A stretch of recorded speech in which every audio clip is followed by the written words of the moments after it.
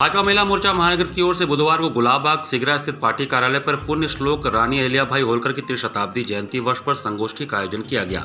गोष्ठी में बतौर मुख्य अतिथि व वक्ता संबोधित करते हुए क्षेत्रीय अध्यक्ष दिलीप पटेल ने कहा कि भारतीय संस्कृति के उन्नयन एवं विकास में पुण्य श्लोक रानी अहिल्याबाई होलकर की बड़ी भूमिका रही। रानी अहिल्याबाई होलकर 31 मई 1725 से 13 अगस्त 1795 मराठा साम्राज्य की होलकर रियासत की महान शासिका थीं। उनका जन्म महाराष्ट्र के औरंगाबाद जिले के चौंडी गांव में हुआ था। उनके पिता मनकोजी शिंदे एक साधारण किसान थे। कम उम्र में ही उनकी बुद्धिमत्ता और नेतृत्व क्षमता को देखकर मल्हार राव होलकर ने उन्हें अपने पुत्र खांडे राव की पत्नी के रूप में चुना। 1754 में खांडे राव की मृत्यु के बाद और 1761 में मल्हार राव के निधन के बाद अहिल्याबाई ने होलकर रियासत की बागडोर संभाली। उन्होंने इंदौर को अपनी राजधानी बनाया और 1767 से 1795 तक शासन किया। उनकी शासन व्यवस्था न्याय, समानता और धर्मनिरपेक्षता पर आधारित थी। उन्होंने उनके प्रमुख योगदान की चर्चा करते हुए कहा कि रानी अहिल्याबाई ने एक कुशल और पारदर्शी प्रशासन स्थापित किया। उन्होंने भ्रष्टाचार को खत्म किया और जनता की भलाई के लिए कई सुधार किए। उन्होंने कहा कि उन्होंने देश भर में मंदिरों, धर्मशालाओं, कुओं, तालाबों और सड़कों का निर्माण करवाया। मथुरा, वाराणसी, गया और अन्य तीर्थ स्थलों में उनके द्वारा बनवाए गए घाट और मंदिर आज भी प्रसिद्ध हैं। उन्होंने कहा कि उस समय के रूढ़िवादी समाज में उन्होंने महिलाओं को सम्मान और अधिकार दिलाने की दिशा में कदम उठाए। कई युद्धों में होलकर सेना का नेतृत्व किया और रियासत की रक्षा की। अहिल्याबाई को देवी अहिल्या के रूप में भी पूजा जाता है क्योंकि उन्होंने अपने शासनकाल में जनता को माता पिता की तरह संरक्षण दिया। उनकी मृत्यु 1795 में महेश्वर में हुई, लेकिन उनकी विरासत आज भी जीवित है।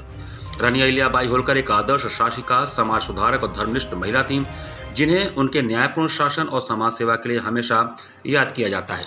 देश के प्रधानमंत्री नरेंद्र मोदी ने श्री काशी विश्वनाथ कॉरिडोर में रानी अहिल्याबाई होलकर की प्रतिमा स्थापित करते हुए बताया था, पुण्य श्लोक रानी अहिल्याबाई होलकर काशी विश्वनाथ से लेकर सोमनाथ तक 3000 से ज्यादा मंदिरों का जीर्णोद्धार व निर्माण कराई थी। प्राचीनता व आधुनिकता का संगम उनके जीवन में था। उन्होंने कहा कि रानी अहिल्याबाई होलकर ने सांस्कृतिक विरासतों का पुनरुद्धार और लोक सेवा के समानांतर कार्य किए।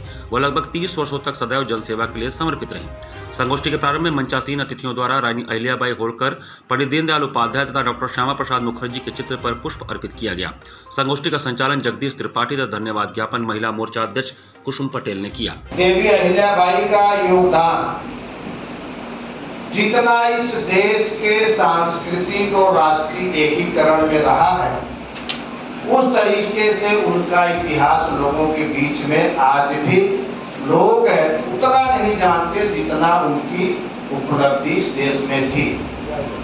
रानी अहिल्याबाई होलकर, हम सभी लोग जानते हैं कि रानी अहिल्याबाई होलकर एक सामान्य परिवार में पैदा हुई थी। ये सबको जानने का विषय है और जब आप इस विषयों को रानी अहिल्याबाई होलकर के बारे में जान जाएंगे तो आपको ऐसा लगेगा कि देश के सचिव प्रधानमंत्री आदरणीय नरेंद्र मोदी जी ने काशी विश्वनाथ धाम में अहिल्याबाई होलकर जी का विशाल प्रतिमा स्थापित क्यों कराई।